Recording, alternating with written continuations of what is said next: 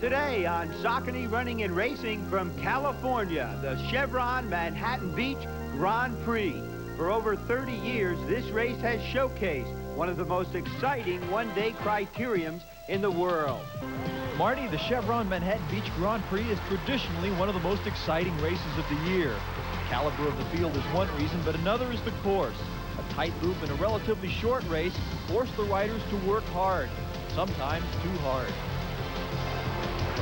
The riders attempt to break away, but the course tends to keep the field bunched together.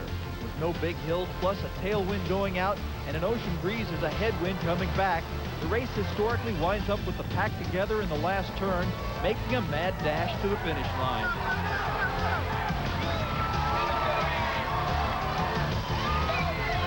Welcome, everybody. I'm Todd Rainsberger, and with me is Jeff Pierce, who on 4 different occasions captained the winning team here. Jeff, what's the formula for success in Manhattan Beach?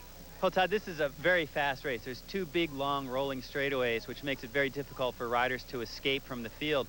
So if you're on a team with a big sprinter, the key is to keep the race together and set your sprinter up for the sprint at the end, going into the last turn and then coming out of the turn. If you don't have a big sprinter, you're in trouble here. Here's a look at the course. With the start-finish area adjacent to the tennis courts, the riders go up the road to the left, loop around, and come back parallel on the street on the right. Then it's a sharp turn and down the home stretch. The race course is just 4 blocks in from the ocean. Up now, kids' races, which go on before and after the pros. 36 years ago, this man, Ted Ernst, started the Manhattan Beach Grand Prix as a nice community event. The community association is what attracted Chevron. We're here because this race really gives back to the community. This is not just about the racing itself. The community gets involved. There are charities involved. We have local schools that are benefiting from the race, and Chevron is very concerned about giving back to our communities. And this guy seems more concerned with having a fun ride than winning his race. Hey, way to go there! Congratulations! 170 riders jammed the field for the Category 1 and 2 professional race. The first lap was charged with emotion. The men's race had been dedicated to a fellow rider, Barret Holeman, who was killed in a bike race just a month earlier. Holeman's teammates from the Santa Barbara Bicycle Club led the first lap in tribute. I think it's really great that Manhattan Beach went ahead and dedicated this race to Barret. He just epitomizes everything that is good about this sport and gives all the riders here a chance to recognize that and think about their own lives, and it's just great that we have this chance. After the honorary opening lap, the race got serious. It would be a game of individuals or small groups breaking away and trying to stay away against the power and momentum of the pack. Confusing the issue would be the strategy of each individual and each team. Riders on the same team work as a unit to put one of their teammates on the victory stand. Riders who break away often work together. Still, the veterans knew the history of this race. I think that to get away on a course like this, especially with the straightaways and the lack of challenging turns, only 2 turns a lap, that takes the selectivity out of the course and really puts the emphasis on strong riding. But with straight lines like this, headwind, tailwind, it's going to be hard for guys to get away. I think bunch finish. Sprinters like McCarthy conserve their energy in anticipation of that bunch finish. For the last 2 years, Olympic gold medalist Steve Hague has orchestrated a victory for his team. But he had leg surgery just 5 weeks earlier and may not be 100%. Hague's job is to keep the field together so one of his Saturn teammates can win in a final sprint. The Saturn name was prominent here. Well, Saturn Airport Marina, Saturn Torrance. I love being out here because in this context, we can present our product to a group of people that are really involved in fitness and outdoors, and that's the type of group that Saturn likes to identify with. 30 minutes into the race, and a group of 7 riders got an insignificant 10-second gap on the field. A lap later, and the 7-member break became disorganized and broke apart.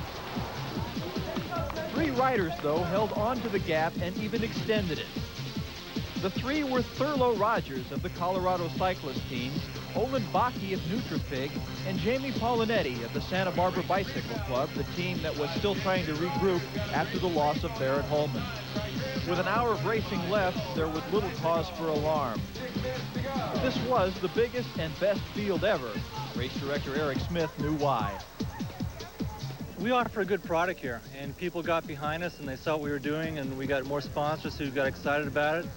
We started pulling in more and more of the top teams and even some Europeans coming in. And it's just something that kind of rolls on its own, and I just try to keep out of the way and let it happen the best I can. 5 laps later, and the trio had a 50-second lead on the pack. Olin Bakke, number 21, is a physically talented but not yet experienced rider. Jamie Paolinetti was a professional until he retired 3 years ago. He resumed riding in local races only this year and has been winning everything in Southern California. Behind him is 1984 Olympian Thurlow Rogers. The pack, led by Steve Haig, was not worried. There was plenty of time left, and besides, brakes never work at the Chevron Manhattan Beach Grand Prix. We'll find out when we come back.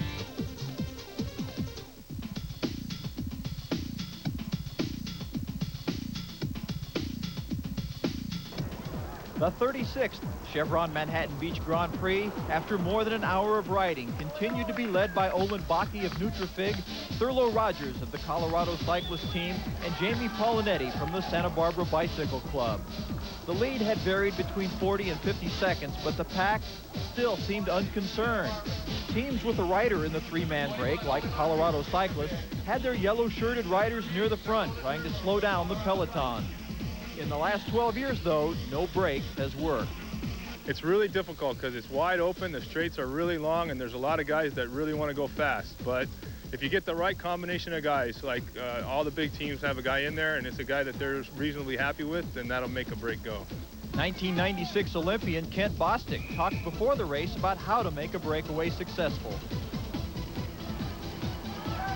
You have to go really hard on the uphill and then carry your speed onto the downhill, and the pack goes very fast on the downhill, so they suck you up, and it takes a lot of energy to go uphill fast, so you're burning a lot of extra watts when you're off the front, and you're really going to have to be with some strong riders to make it succeed. On paper, Jamie Paolinetti in orange and blue would seem to be the weak link in this breakaway. Before his retirement from the pro ranks, he was a strong rider, but now works 50 hours a week running a surfboard company. Are his legs in shape for this kind of a run? Thurlow Rogers, number 8, is a former national champion and twice the overall national points leader. As the finish line drew closer, the anxiety level in the pack increased, and teams without a rider in the break began to push the pace. And at the same time, the 3 leaders began to look like they couldn't sustain the effort much longer. Still, they almost mechanically took turns in the front. The pack, which may have been hurt by overconfidence, eventually even had sprinters like Mike McCarthy up front to try to close the gap. With 2 laps to go, Saturn's Mark McCormick led an effort to bridge to the leaders, but couldn't get the support. Finally, the near impossible had become a reality. The break had worked. Now the 3 leaders who had worked together for an hour would battle each other for the win. Olin Bakke led Paolinetti out of the last turn with Thurlow Rogers behind. Paolinetti hit the jets out of the turn and took over the lead. Coming to the finish, Rogers passed Bakke into second, but Paolinetti was extending his lead.